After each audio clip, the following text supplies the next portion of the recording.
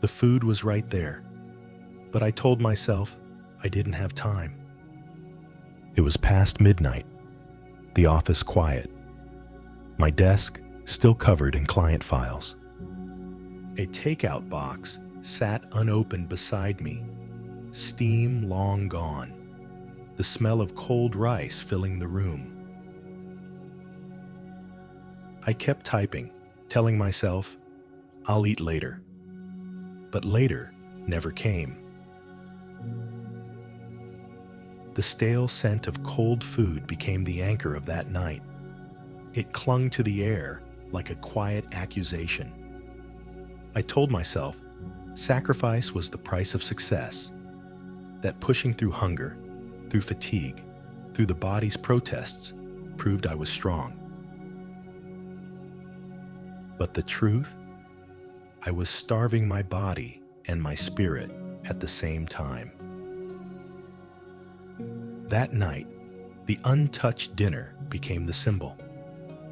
A simple meal, ignored. Not because I didn't need it, but because I had convinced myself I wasn't allowed to pause.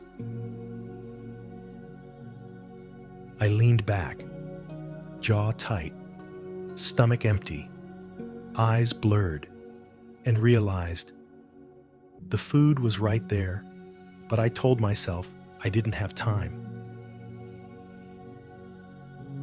And maybe you've been there too, ignoring your own needs, convinced that rest is weakness, that care is indulgence. Neglecting self-care doesn't announce itself loudly. It creeps in quietly, disguised as dedication. In business, the pressure is constant. Clients call, deadlines loom, deals pile up. Rest feels like wasted time. Food feels like a delay. Sleep feels like surrender. You push, thinking you're buying progress, but really you're bankrupting your body. At home, the cost is clearer. My kids would ask for attention.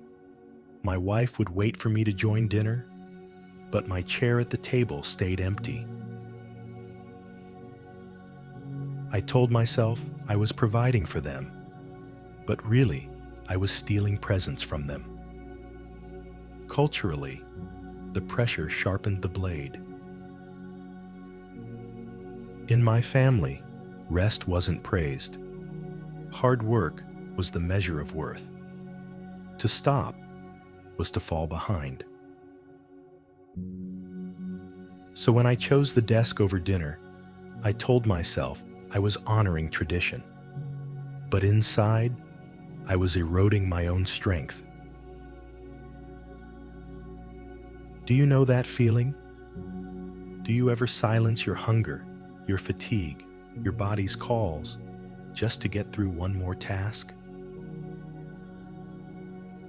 Do you ever treat care as weakness, even when you know the cost? I wish someone had told me, rest isn't weakness, it's fuel for my leadership. Because the truth is, exhaustion doesn't prove strength. Presence does. I thought sacrifice was the price of success. That belief kept me chained to the desk while life moved on without me. And the smell of cold food sat heavier than any deadline I faced. The breaking point came when I muttered, "I'll rest later." My stomach growled, my back ached, my eyes burned, but I pushed through. That whisper was my crisis cue. My body screamed louder than my mind, shoulders hunched, neck stiff, jaw locked, breath shallow. Fatigue sat like a stone in my chest. The unopened dinner mocked me from the corner of the desk. That was the moment I reached for a reset. The first reset method was a body scan. I closed my eyes, shifted in my chair, and started at my neck. Tight, rigid. I exhaled, softened it. Shoulders next, hunched like armor. I rolled them back and breathed deeper. Down to my back, stiff, sore. With each exhale, I released another knot. By the time I reached my legs, I felt a little lighter, a little more human. The second reset method was breath work. Paced exhale. I inhaled slowly, then exhaled longer, letting the breath wash through my body. Each release was a reminder: rest isn't stolen, it's necessary. Finally, I picked up the fork. Just one bite. Warmth spread through my chest as food hit an empty stomach. My body sighed in relief.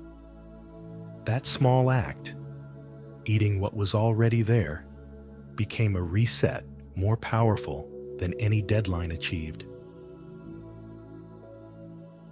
The symbol, the cold dinner, transformed in that moment. It wasn't a sign of neglect anymore. It became a reminder: care fuels leadership more than sacrifice ever could. My chest loosened, my shoulders dropped, my breath slowed, and I whispered a new truth. Rest isn't weakness, it's fuel for my leadership. That night reframed the way I see self-care. It isn't indulgence, it's fuel. It's the foundation for presence, clarity, and resilience. Rest isn't weakness, it's fuel for my leadership. Caring for self is what sustains caring for others. The cold dinner, once a symbol of neglect, transformed into nourishment. Each bite reminded me that caring for myself gave me strength to care for everything else. Rest fueled me more than exhaustion ever did. Let's practice this together. Pause right now. Notice your body. Are your shoulders tight? Is your stomach hungry? Is your jaw clenched? Take a slow inhale. Exhale longer. Then ask yourself, what's one simple act of care I can give myself right now? Maybe it's stretching your neck. Maybe it's drinking water. Maybe it's eating the meal you've ignored. Next, repeat with me. Caring for me strengthens everything I lead. Let the words sink in. At work, this practice helps you see that breaks are not wasted time. They're fuel. At home, it means showing up with energy, not scraps. And culturally, it reframes care, not as selfishness, but as sustainability. Even the smallest acts of care ripple outward. The smell of cold food doesn't sting me the way it used to. Now, it reminds me of a lesson I'll carry forward. Presence requires fuel. Caring for me strengthens everything I lead. That's the mantra I hold. Not sacrifice, not burnout. Care. What's one act of care you can choose today without guilt? Write it down. Do it. Let it count. Rest isn't weakness. It's fuel for my leadership. And tonight, I'm grateful. Grateful for the reminder that rest builds more than exhaustion ever will.